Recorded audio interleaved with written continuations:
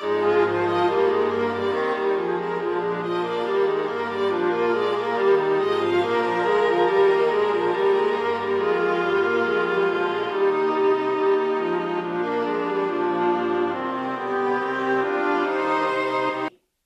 somebody Would you say be able something? to turn your camera on?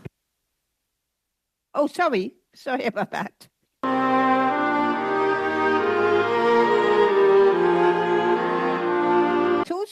Good morning, all.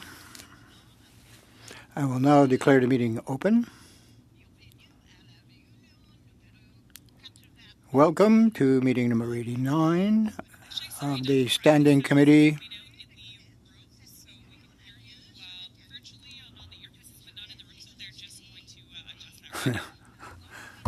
La réunion d'aujourd'hui.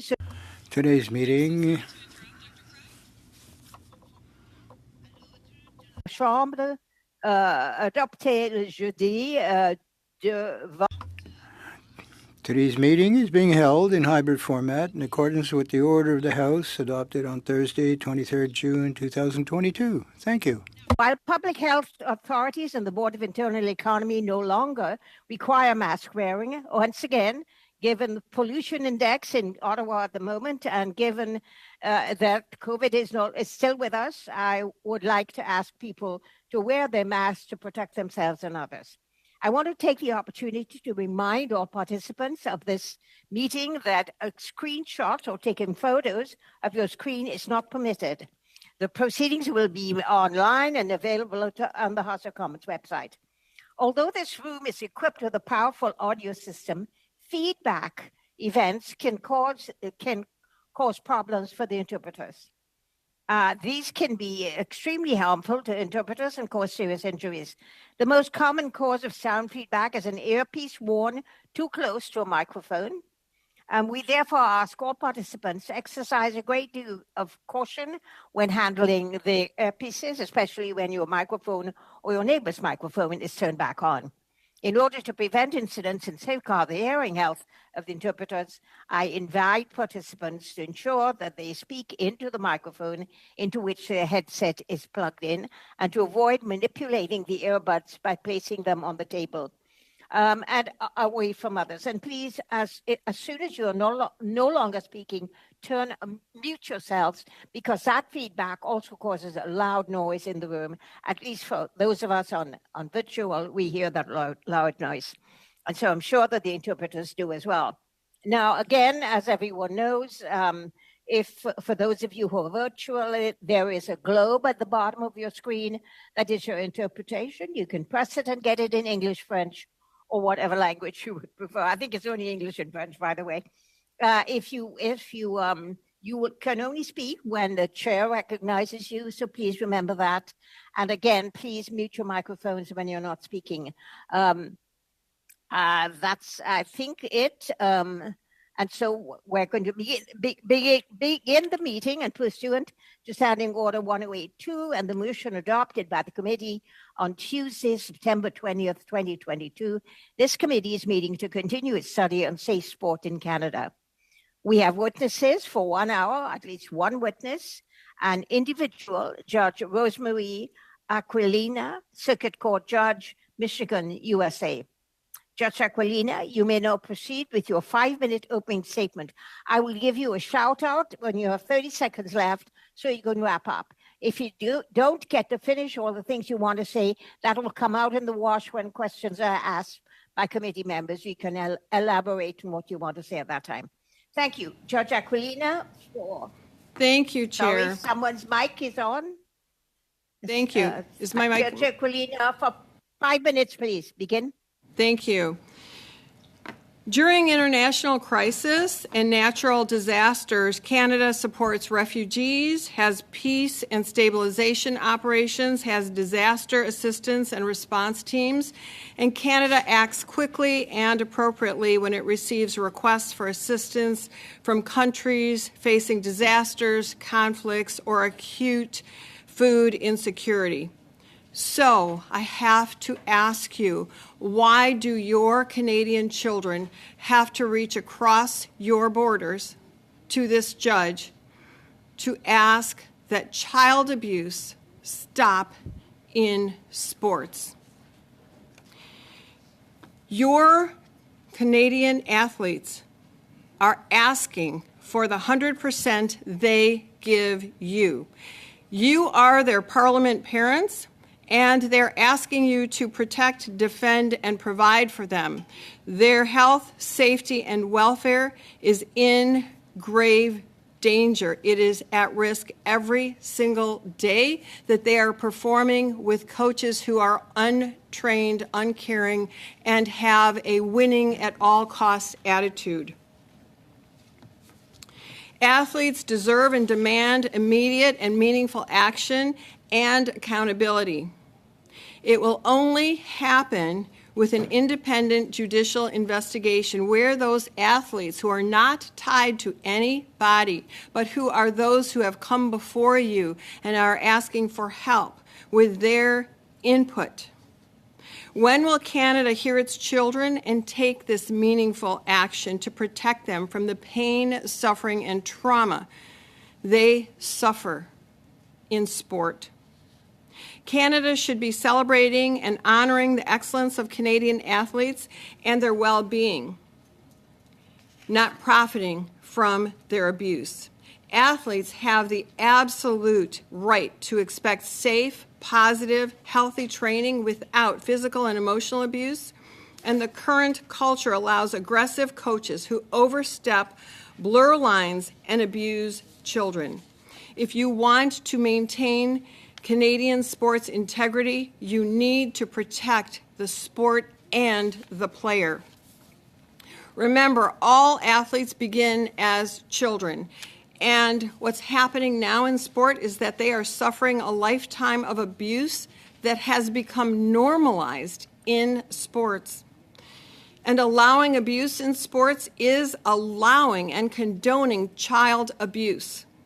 It is the murdering of the soul of the athlete who pays the price for the rest of their lives while everyone else profits. Science and psychology have proven that positive coaching always leads to better athletic outcomes than negative, abusive coaching, which leads to a lifetime of physical and emotional harm and trauma. Abuse cannot be mediated. Minimizing the risk is not enough. Eliminating the risk of abuse is the only answer. Non-disclosure agreements, NDAs, cannot be mandated. They cannot be tolerated because they hide the truth from parents, the public, the media, and even from you. Sports cannot, and it is proven, they cannot regulate themselves. They need you. They need your help. All governing bodies must have half of the seats with athletes. Again, independent athletes, those voices who have independently come before you and said, help us. You need to listen to them. Those are the dissenters, and dissenters is not a bad word. When you have a dissenter, that means that you have an open discussion and you get the right answer. These children deserve the right answer. They deserve protection, and they deserve it now. To end the culture of abuse, sports must be under the oversight of the Health and Human Rights Committee for Protection of Athletes, because being safe is a human right. It is not a question mark. It is an absolute right. And sports must rebrand itself with zero tolerance of abuse of any kind. Safety must be a priority, not an afterthought, not a cover-up, not a backseat to money and medals. So before any meaningful action can be taken, you must, I implore you, I beg you, have this independent judicial investigation. Because without it, you will not reignite the trust that you have lost. The current reporting and investigation process is so closely tied to the organizations who monitor the athlete's career that the athletes do not report out of fear that more harm will come to them. Investigation and reporting procedures must be fully independent 15 seconds, with a please. safe reporting chain that eliminates the fear of retaliation. You need to flip the script and balance the power. Trust can only be ensured when there is a balance of power. Thank you very much. And we shall now move. Thank you very much for your testimony. And now we're going to move to the question and answer period. This is the first one. It's a 6-minute period that includes the question and the answer. So once again, I'm asking everyone to be as concise as they can. We begin with the Conservatives. Ms. Thomas, 6 minutes, please, Rachel. Thank you. Thank you for being with us here today, and I'll get to my questions quickly here, just in the interest of time. My first question has to do with testimony that we heard from Rachel Denhollander. She was here at this committee just a few weeks ago, and of course you'll be familiar with her based on the Nassar case. When she was here, she talked about the same problems that exist in the U.S. exist here in Canada, and she talked about our system with OSIC, which is the oversight body within the Government of Canada that's supposed to be investigating, these complaints that come forward. She pointed out the fact that the system doesn't work because there's a fear of reprisal. It doesn't work because people are ill-trained to look after these cases as they come forward. Furthermore, she said it doesn't work because there are not survivor protections in place. And she said that she sees the same things in the U.S. as she sees here. And I'm wondering if you can further expand on that in terms of what you might see at play and how we might potentially tackle those challenges here in Canada in order to create safe sport for athletes here. So Rachel is absolutely correct, and the coaches have to have the proper training, education, and professional development, including clear policies that are in place. And this isn't just training that they get once and it's forgotten. In the military, I was trained every single year on safety, on terrorism, on whatever it is I needed to be trained on. So it has to be continuing checks and balances, continuing training, and we don't have that. There has to be an understanding of legal and ethical boundaries and the duty to report violations, including severe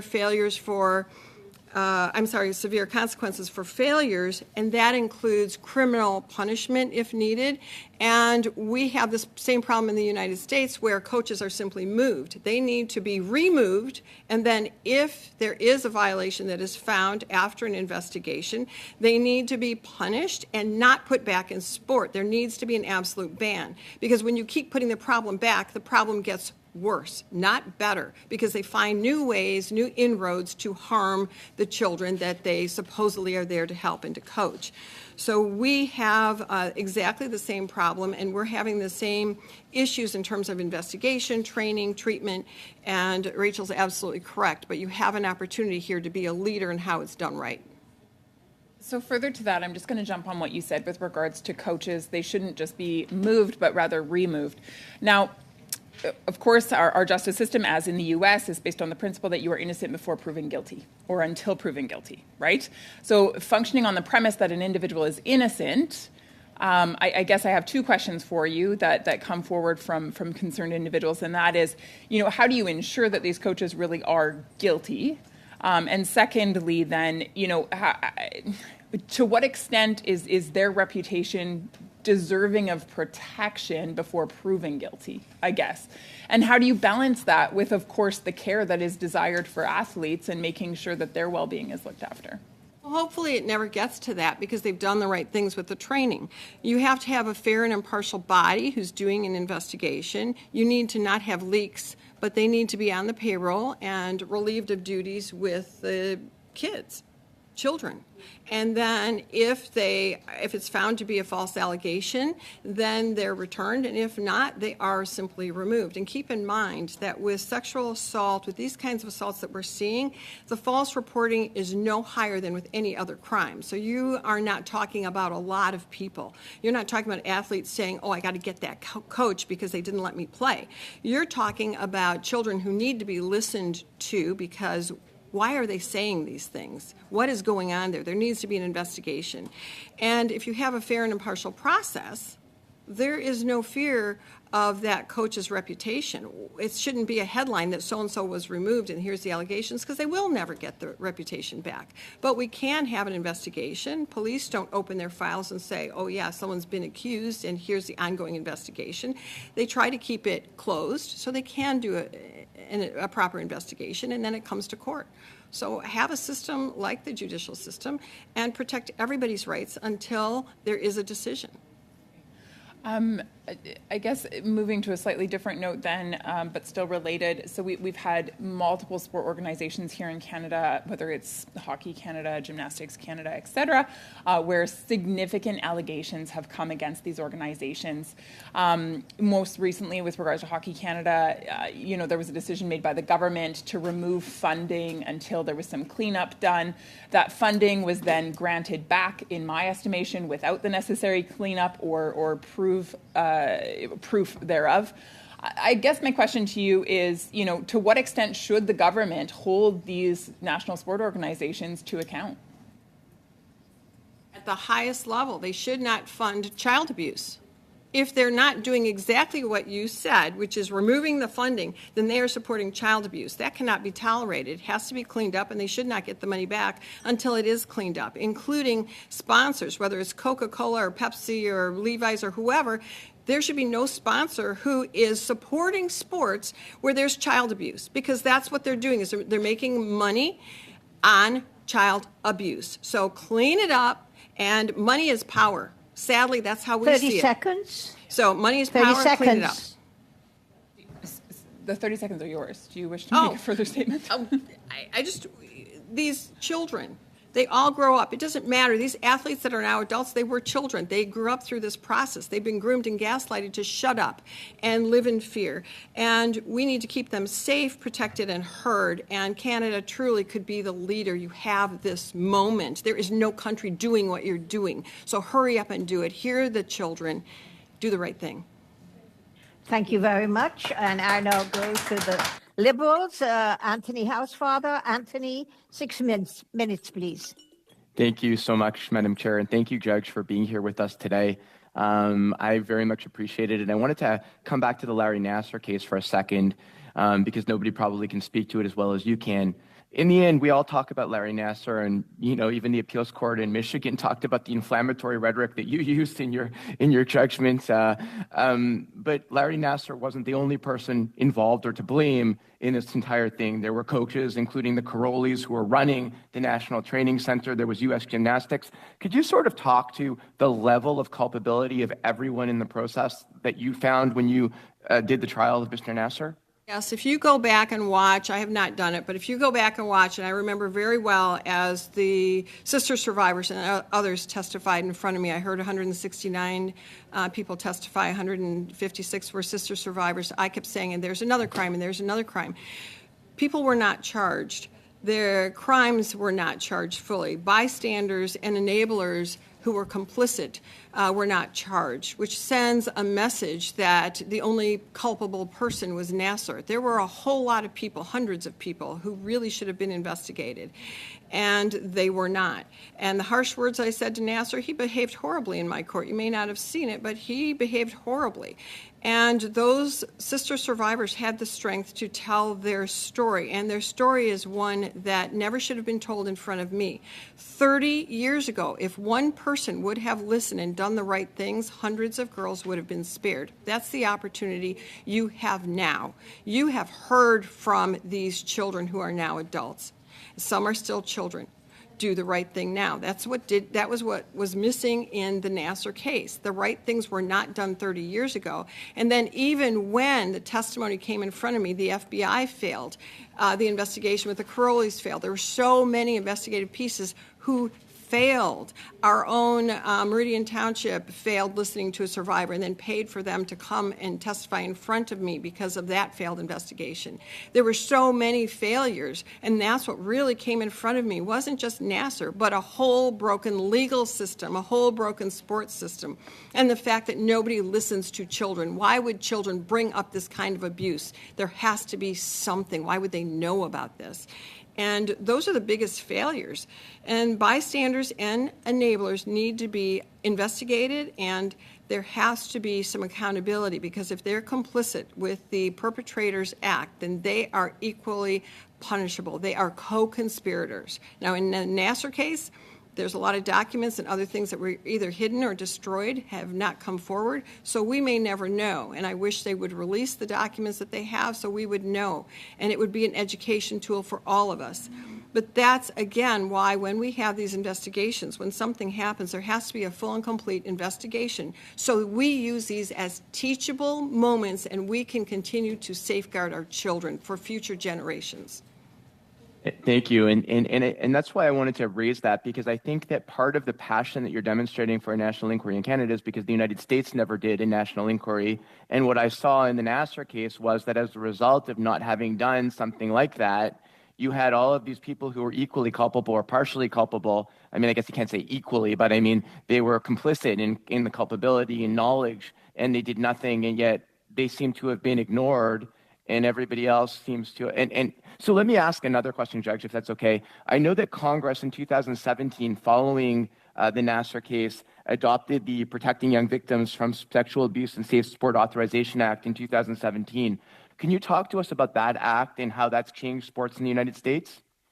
I don't know all the nuances about it, but I can tell you that the United States is still not a leader because it has not changed enough. We still don't look at the enablers and bystanders. And so although we have certain protections and training that has to come forward with sports and to protect children, it is not enough. So nice attempt, but did they listen to the athletes? No. So what we have in the United States, from Congress on down to every state, we have Band-Aid approaches. Even Michigan State and U of M, they have done changes, and they have changed facilities, and they've done all sorts of things. And if you read the headlines, it's a pretty bandage. But when you look behind the scenes, it is another false step. So whether it's Congress or any other agency in the United States, the failure is not listening to athletes. It is not enough protection. It doesn't go far enough, and it does not get the enablers, bystanders, and it does not act quick enough. Nor are the checks and balances enough, because when you have false numbers and there's not a double checking, you think you're doing a great thing, and the scorecard is wrong. So I don't think Congress did enough. Thank you, Madam Chair. Do I have any time left? You have 42 seconds, Anthony. I was going to give you a 30-second any moment now. Thank you. Just one last question, Judge. You understand the multi-jurisdictional issues in Canada, whereas the federal government has responsibility for our national teams and our national federations, but the vast majority of abuse occurs under our provincially governed systems. Based on your experience, how should the national government or the national parliament resolve that issue in terms of where we don't have jurisdiction, but we want to enforce things on the provinces? I think we said it earlier. Money talks. To stop the money until the problem's corrected, and guess what? It'll be cleaned up really quickly. Thank you very much, Anthony. I would like to go to the Bloc Québécois and Sébastien Lemire. Sébastien, 6 minutes, please. Merci beaucoup, Madame la Présidente. Thank you. Thank you very much, Chair. Judge Aquilina, it's a great pleasure for us to have you here today.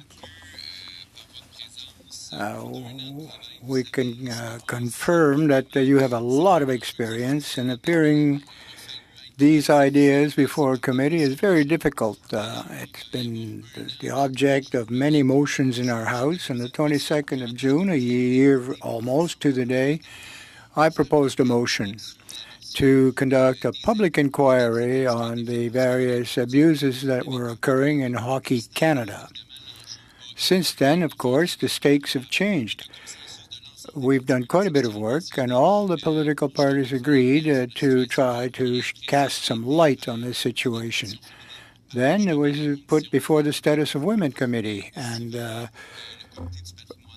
finally to us, Heritage Committee. We've heard many witnesses speaking to us about their experiences, and there was supposedly a protection. We also had to cover for whistleblowers.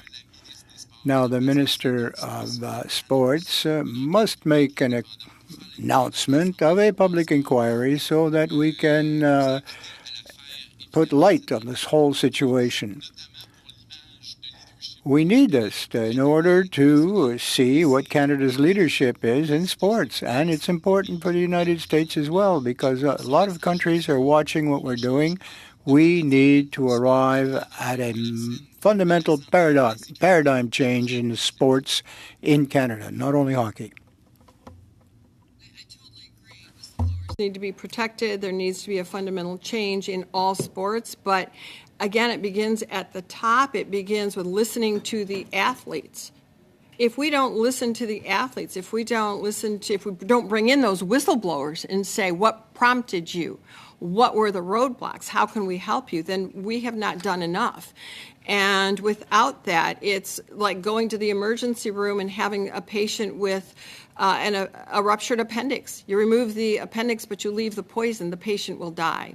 So what you're talking about, and I applaud all of your efforts, and I've been watching the hockey issues and some of the coaches that have been removed and put back and all of that. I think the whistleblower piece, and I think that's part of what your question was, I think that is key and critical as long as there's protections. Right now, sport is operating in fear. Take the fear out. And when you take the fear out, you will find that you have these human beings who all they want to do is represent Canada and give you their best, and they are asking for your best. Vous, par votre leadership, through your leadership and your position, you've created a framework which is quite favorable to give freedom of expression to these individuals. You've been a witness to various strategies that various sports federations might put forward to protect their reputation, their image, but very often they do it through independent organizations, third parties, to cover up. But we always see that sometimes the evidence, as it were, is contaminated. How can we protect those victims that dare to speak? Contaminated evidence is a huge issue, even in the United States. There has to be a protection of the chain of custody. There has to be some education about what do we need to gather, how do we gather it, where does it go, before it's lost, destroyed, or contaminated, because that is also a huge problem in the United States. That was a problem in the Larry Nassar case. But by the time this case was so old, and by the time there was the investigation, things got shredded and lost and destroyed. So it will take education. It will also take penalty, because that's tampering with evidence. The legal system must partner with you to look at where can they be helpful, and then you need to follow through. You may not want to jail a coach, but if they are a bad actor, why not jail them like the rest? Just because they wear the hat of coach doesn't mean they shouldn't be in front of a judge and possibly go to prison or jail. So we need to look at evidence and train even athletes. Athletes should know where to go. How do I protect evidence? How do I protect myself? How do I report? If we start with the education of all of that, you will find less contamination, more reporting, and a cleaner system. Dès le mois de mars 2022, as of March 2022, the gymnastics group denounced some of the activities going on within their federation. And you supported that. Which is, of course, very significant with someone in your position of authority. How important is it to give this type of support to our Canadian athletes so that the message is loud and clear and can travel across borders? If you don't speak up, you're part of the problem. I would always rather be part of the solution and pave a new road. Paving a new road means that we can make sure that people are safe and we can fully explore the options. Going on the same tired road means that we are not looking at the forest or the trees. We're not protecting anybody. We're not looking at the issues. So, yes, I'm going to speak out. I don't care about the consequences to me. I think it's important that we all partner together in one voice for safety. To do anything different means we are joining together in abusing children and others, and I will never stand for that. I will always take the road less traveled, regardless of the consequence to me. And yes, there are people who don't like my voice. Oh, well, pour my coffee. I don't care. Wow. Merci beaucoup. Wow. Thank you very much. Thank you. Mon temps est écoulé. Thank you very much. And now I go to Peter Julian. Peter, for the New Democrats. 6 minutes, please. Merci beaucoup, Madame. Thank you very much, Chair. Much, Judge Aquilina. You're a hero of ours, and this is some of the most important testimony that we're going to hear. As some of my colleagues have mentioned, we've been embarked in this process for about a year now, and we are coming to the point where we're going to have to produce our conclusions, our recommendations. So your testimony comes at just the right time. You've said a couple of things that really struck me. First, the power of the fear of retaliation that silences victims when there isn't a balance of institutions that allow those voices of the victims to be heard. And you also talked about bystanders, people doing nothing. Potentially, you said hundreds of people, if I quoted you properly, that allowed Larry Nassar to be a serial abuser, victimizer, rapist with no one speaking out until he was brought to justice. I'd like you to talk about those 2 points: how we counter the fear of retaliation, and since in the Larry Nassar case, there were so many people that did nothing, though they may be aware of the abuse that was taking place. How do we stop that, and how do we build a culture where people speak out because they understand that to not speak out is wrong? Right now, you have a culture of gaslighting and grooming that has become normalized, and people don't speak out of fear because they've seen they're not going to play the next game. Their friends are going to make fun of them. They're going to be kicked off. They're going to be bullied. There's lots of things. They won't get their scholarship, whatever it is. They are fearful of this retaliation. We have to start anew. We need to teach people that it is positive to report abuse, to keep people safe. And then we need to have safe places to report and safe people to report to. You cannot report to a coach who's abusing or the assistant coach who then may be retaliated against by the coach. It takes a long time to remove coaches. So is there another channel? In the military, we have a chain of command. What's the chain of command for reporting? I bet if you ask an athlete, they don't know. And what is a safe chain of command for reporting? And some of them report to their parents. And their parents say, well, I'll report, but understand you might not be able to play. And then the child or the athlete of any age says, well, I want to play. That's my life. So we don't have safe places to report. We don't have a chain that is known or that is safe and where action then is taken immediately. If you report an abuser and the abuser stays and you still have to travel or be in the locker room with that abuser, have you really reported in a safe place? No, you are fearful that someone has told that abuser, right? So we need to make it very clear that you are a hero when you report, to always be the voice, and that there's no retaliation or retribution. And if there is, whoever retaliates or takes any action against you, they are out, not you, but they are out. And there has to be these clearly defined, articulated rules that are trained and are followed, not just on paper, they are followed.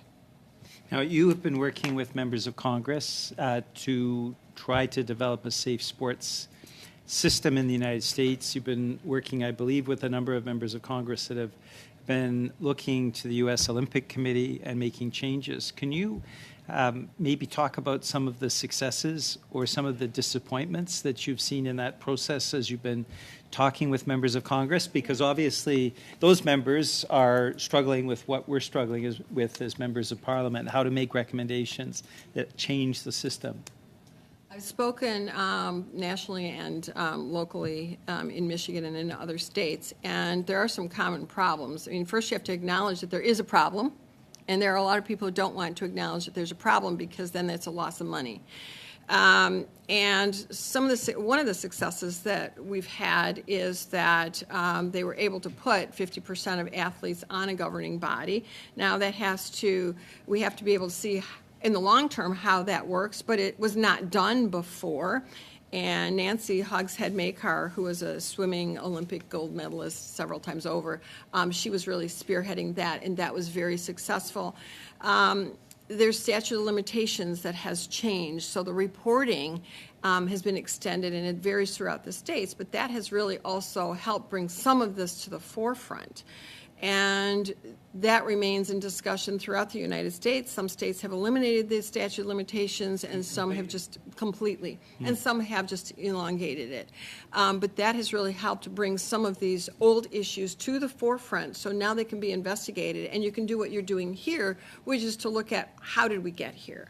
And that, I think, is a huge success. 30 seconds. Yeah.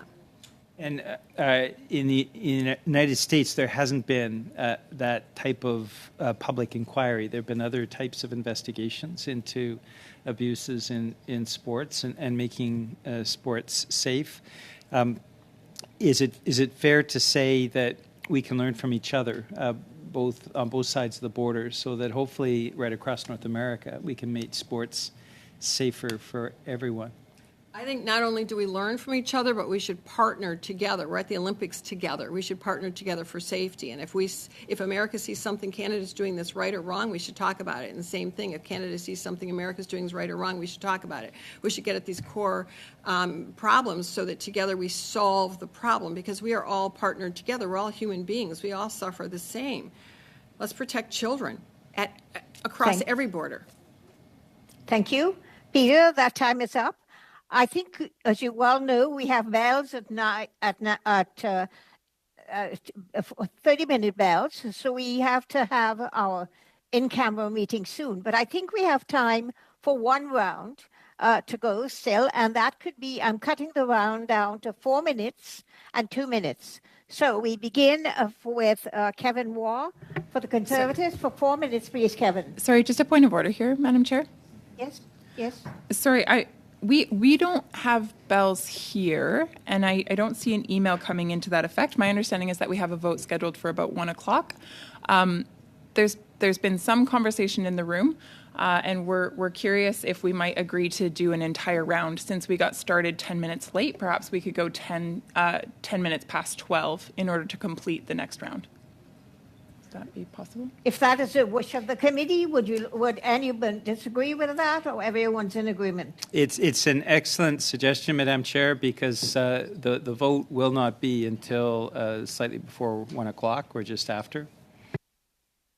Okay, thank you. But we do have bells at 12:30. Okay, now, so let's go back to the 5 round.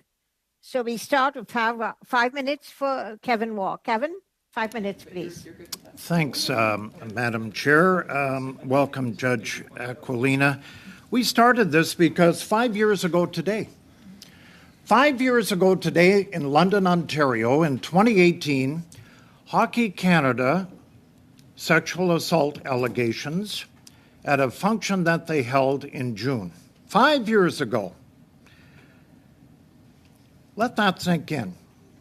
This past weekend, I read where several of the players on that junior team are getting upset because they weren't at the function, yet they have been tied into the function and can no longer represent Canada in any world competition. Is that fair to them?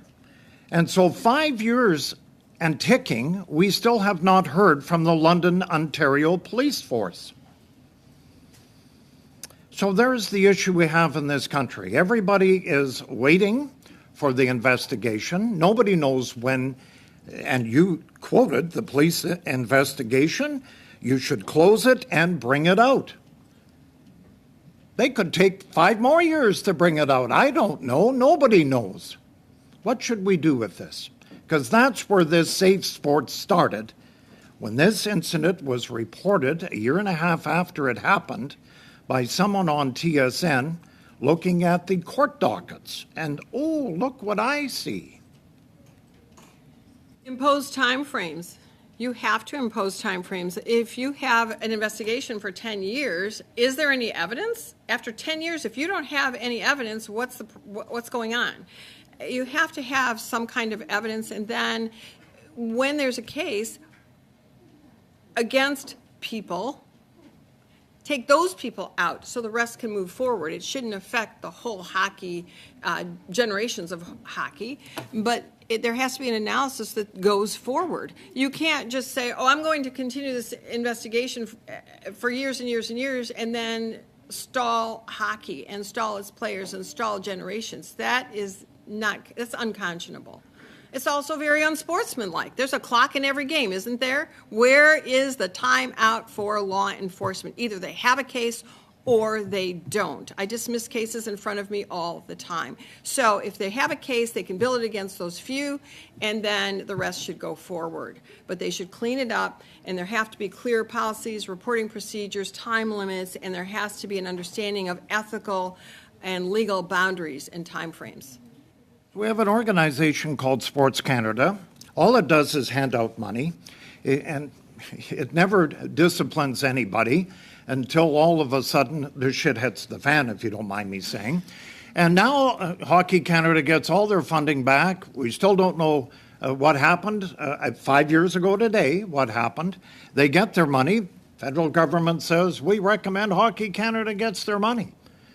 So here's our problem. We have too many bureaucrats involved. You have Sport Canada, and now, a year ago, we started this OSIC. And let me read you a letter, because I talked to someone from Ontario over a month ago, had problem with his daughter being harassed at the Canadian Soccer National Development Centre in Markham, Ontario. So he filed a complaint with OSIC. He filed it. Why wouldn't you? I told him that's the procedure. Does so.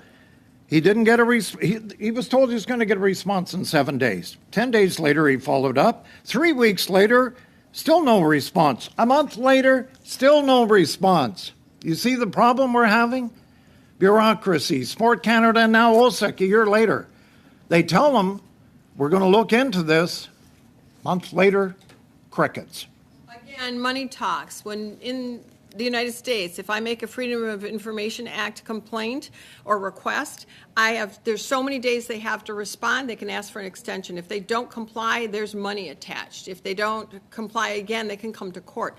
Why aren't you having deadlines? If they're going to respond to a letter, they should have 7 or 10 days, whatever it is. If they don't, they have to have an explanation or ask for an extension. And then if they don't, they cough up the money. And if they keep paying, money eventually talks. And why is the federal government handing out money for 30 abuse? seconds, please. They're partnering with abuse, and they need to be called out on that abuse. Thank you. My time's up, but I appreciated your comments here this morning. Thank you, Kevin. And now to the Liberals, for Lisa Hepnell. Lisa, 5 minutes, please. Thank you, Chair. And through you, I would like to thank our witness here today, Justice. I was among, I'm sure, many people around the world who were absolutely horrified by the Larry Nassar case. Some evidence that I don't think will ever leave my head. And I really appreciate your work during that time. And I wanted to ask you, I think it was a decision of yours to hear from so many survivors. I don't think that the trial necessarily had to unroll that way. And please tell us why you made that decision and what you learned from it. Yes, so I've done that. I've been a judge, I'm going on 20 years in January, and I have done that in every single case. And the reason I always listen to everyone in the case is because that backstory, similar to what I'm asking all of you to do, the backstory is really what drives my decision. So when I learned about the Larry Nassar case, I didn't know the athletes, I didn't know him. When I learned about it, I decided that everybody who was affected by him, not just the survivors, but everybody, could testify so that I would be informed and be able to make a decision based on what happened. And also the healing effect of victims who testify. And sometimes it's even families of defendants who testify in front of me. That healing that happens doesn't happen anywhere else. And that's also why I talk to victims and tell them, you know, you matter and you're a hero and all of that, because when it comes, it's the power of the robe. And I think that that is what we are all responsible for, is to serve the public in many ways. And I am not a therapist or a healer, but I do listen, and I want them to know that it's their courtroom, it's their moment. I've heard them, and I will take the appropriate action. So I listened for 7 days. I would have listened for 7 months if that's what it took. That backstory is important. It also tells the story of how we go forward. I didn't know the whole world would listen and we'd still be talking about it 5 years later. But I handled it no different than any other case. But that backstory is a teachable moment each and every time, and it does heal people when they tell their story, when they have their moment. So I'm asking you here to listen to the athletes and heal them and give them their moment. Right. So I'm sure you are aware that our sports minister has said that we will be having some sort of national inquiry into safe sport in this country. I think at this point, it's more about how it will look and who will lead it. And I think the work that we've been doing at this committee will really inform that inquiry. So I have a quick question. Do you think, you said the United States hasn't done an inquiry on safe sport, other countries haven't done that. Do you think if we lead in this, other countries would follow suit? And what do you think some of the recommendations should be to inform such an inquiry? I think absolutely other countries will follow suit, if only because they're shamed into it, to do the right thing. I think that you are doing the right thing, and you could be the leader and catapult, similar to unknowingly what I did with Nassar. You will catapult the whole world into doing the right thing. And part of your inquiry should be what I did with Nassar, is just to listen, take notes, ask questions, make a safe space for victims to listen and speak their truth. It is their truth. It is not yours. It is theirs, whatever they have to say. And then take what they say and use those as teachable moments and say, how did we get there? How can we fix this? And ask them. And when you do this inquiry, I think that you will be surprised, as the world was, about how Larry Nassar happened. And I think you'll be surprised, and the fixes will come forward very clear and loudly to you, and you will become the leader in the world. 51 seconds, Lisa. Well, you said, like, for example, you said Canada and US, you know, if something's that we should talk about things. If things are happening, we should talk about it. Can you expand about that a little bit more? Are other countries, do you think the US is watching Canadian Parliament to see what we're doing here? I don't know. I can't speak for any other legislators. I can tell you I'm watching. I can tell you that I know that other athletes are watching, parents are watching. Canada and the United States, I have family here. We are not so different. We may have borders, but I always feel that Canada is also part of my home. And I don't think that Canada and the United States are that different. So I think we should partner together and show the world. But if you're the leader, I think the United States will hop on board your train and say, thanks for doing it. How can we help? How can we join? At least that's what I would hope our government would do. Because the United States, like Canada, has always had a welcoming, open arm policy to help and to be there. As I said in my opening, Canada helps during crisis. So does the United States. We partner in that. Why don't we partner together for safety, for sports, and to protect children and be their voice? You could be the leader. Thank I think you. The United States will join on. Thank you. you All right, very we'll much. hold you to that, Judge. Thank you. Thank you very much. I would like to go now to Sébastien Lemire. Sébastien, 2.5 minutes. 2.5 minutes, please. Merci. Thank you once again, Madam Chair, and thank you very much, Judge Aquila. I think that your passion, your enthusiasm, your devotion to offer a future for our children. Thank you for doing so. I'd like to learn from your expertise, particularly on the global scene. When we see the Olympic Committee, for example, there's a lot of conflict of interest. People are protecting themselves. The machine protects itself. The reputation of individuals and the group will take it over the safety of the individual athlete. How can we be sure to put the proper mechanisms in place to put a stop to this behavior? First of all, if you have rules in place and the reporting and all the safety and the training, that is a good start. But when you take the money out of it and you put safety first, then you will get better outcomes with your athletes, and you will also really be the leader. We have to take the money out. Safety first, then the money and medals. And you have to flip that script. Without it, you've not made any changes. You're just doing rhetoric, talking, have more meetings. Meetings don't matter. Change does. Take the money out. Protect the athletes. The money and medals will come, and the performance will be better. These athletes will outperform even what you think here today was fantastic. They will outperform. Je suis d'accord avec vous. Moi, Well, I agree with you. I share those values, and we've heard recommendations constantly over time. It's to, in fact, take the money out. Like, for example, the bursaries and scholarships should be taken out of that system. And we have to base it, let's say, on safety. The practice of a sport accessible to all our children in a safe environment.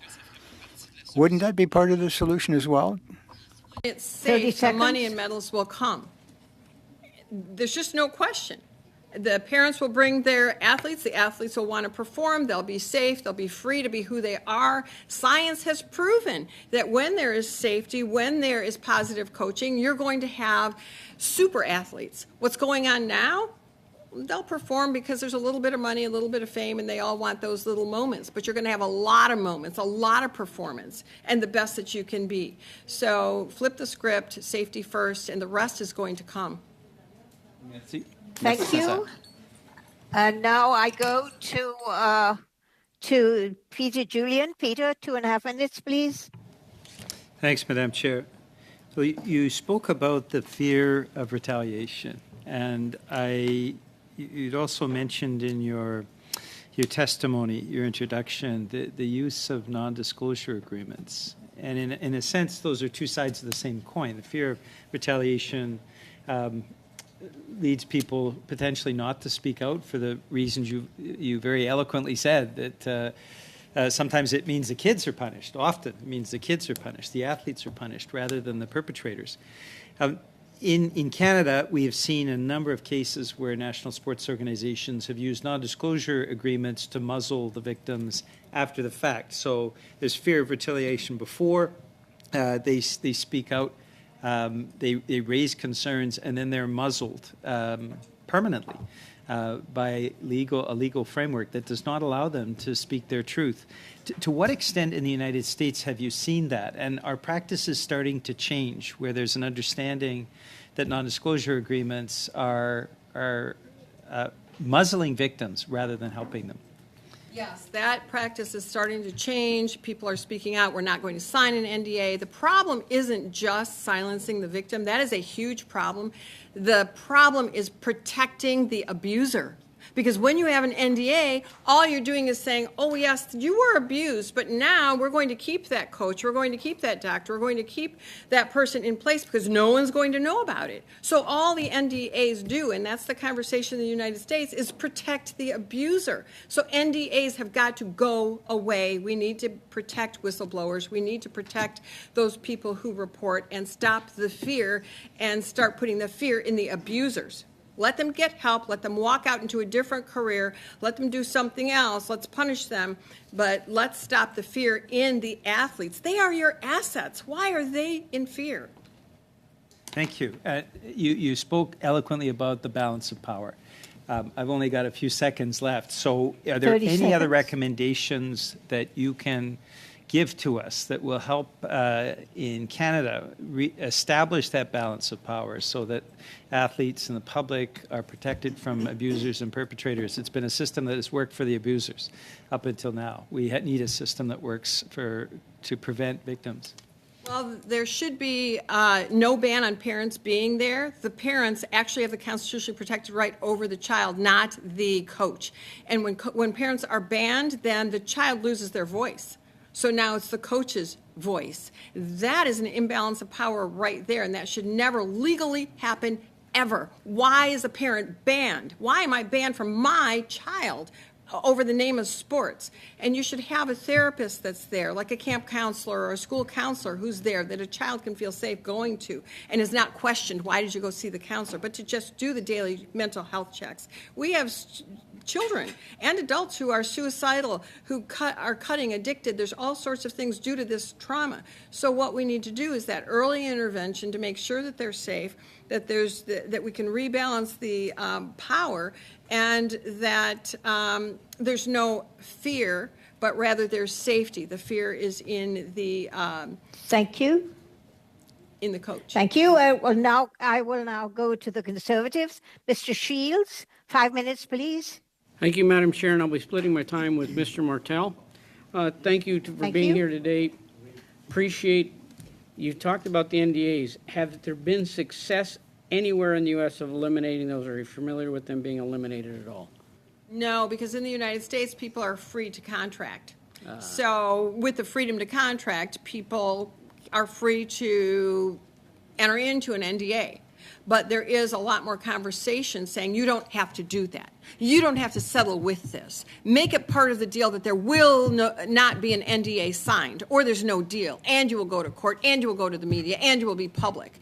And so we find more resolution that is palatable and that is safe when you do not sign an NDA. When you sign an NDA, you are keeping abuse silent, and we cannot stand for that in any country. You talked about a registry in the sense that that's the biggest challenge. Any success in registries being built anywhere state-wise, organization-wise in the U.S.? Not that I'm aware of. When there is an abusive coach, there should be some kind of registry. There isn't, but that needs to happen. Not a public registry, but there should be a registry so that a coach can't move from gym to gym or state to state. That is being talked about, and there is sort of an undercurrent of that, but officially, no. Should there be? Absolutely. We have sex offender registries. Why don't we have coaches who are on registries when they abuse children? So unless they're on the sex offender registry, there's not. But we should have a registry about coaches who are abusive. Great, thank you. The one last thing you talked about was starting over with organizations. Have you any examples where organizations have said, let's start over, we need to redo this totally to rebrand? Of course not. Nobody wants to start over when there's money involved. Take the money out of it, put the safety in, the money and medals will come. Thank you. Mr. Martel. Merci. Merci beaucoup. Merci d'être Richard? avec nous. Ouais. Oui, je suis là. Merci. Yes, thank you. Thank you, Chair. Thank you for being here. That adults might be present, parents, for example. That's very interesting. They say, no, the parents have no business being there. With Hockey Canada, we know that there was an inquiry, is an inquiry. It's not over. It's a very lengthy, onerous process. The government had withdrawn the funding to Hockey Canada during the course of the investigation without really having come to any conclusion in the inquiry, and they were refunded. So are they complicit? They were unable to cast any more light on the situation, and they put them back on the list for funding.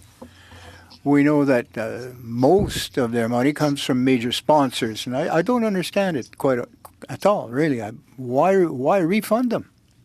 I totally agree. I think they are complicit, and if if for whatever reason they needed to refund them, then it should have gone along with a string of let's have training, education, let's have a reporting process, let's do the right things. But if they simply just gave the money back saying enough time has passed, we haven't seen anything, then they're complicit, they are co-conspirators, and that the sponsors should be pulled out. If it's Coca-Cola or whoever that went and supported them, don't buy Coca-Cola. The public has to speak out as well.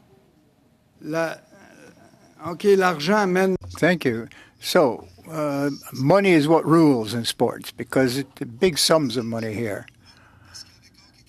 But with Hockey Canada, saw that they were losing major sponsors, then they started taking the situation seriously.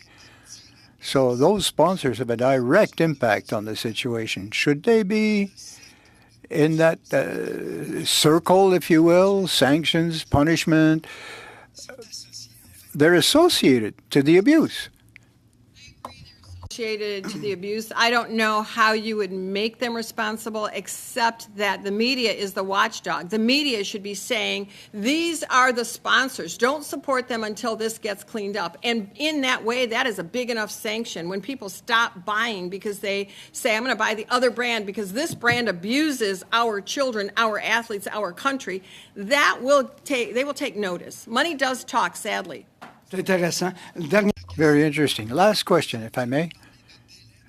You spoke of these lengthy inquiries. They take 5 years. How can we overcome that?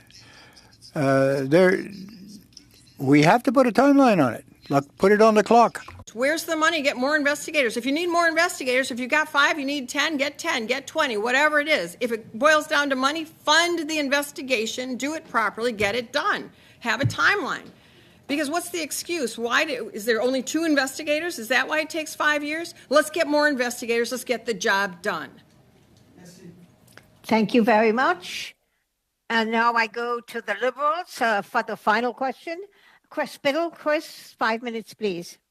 Thank you so much. Thank you, Your Honor, for being here today. I think one of the reasons that the committee wanted to hear from you was because of your just trauma-informed approach to the evidence that you heard, which unfortunately is absent in typical courtroom processes. I was wondering if you could speak to that, because I know the minister has said that it's not a matter of if there'll be an inquiry, but how. Can you speak to how important it being trauma-informed is? Yes. If you are not trauma-informed, then you are not going to have people speak their truth. They need to feel that there is a safe place to speak. And for me, I have the gavel. I try to be the good witch, not the bad witch. I try to be the healer and the hammer. And I think that's what you have to be, is the healer, to listen and find out, like a doctor, what's going on with the patient. And then you'll have to make the tough decisions. But without listening, without open-ended questions, what would you like me to know? How can I help? What do you think should happen? Make them part of the equation. You will never get at the truth. And isn't that what we're here for, the truth of the matter, to once and for all clean up sports?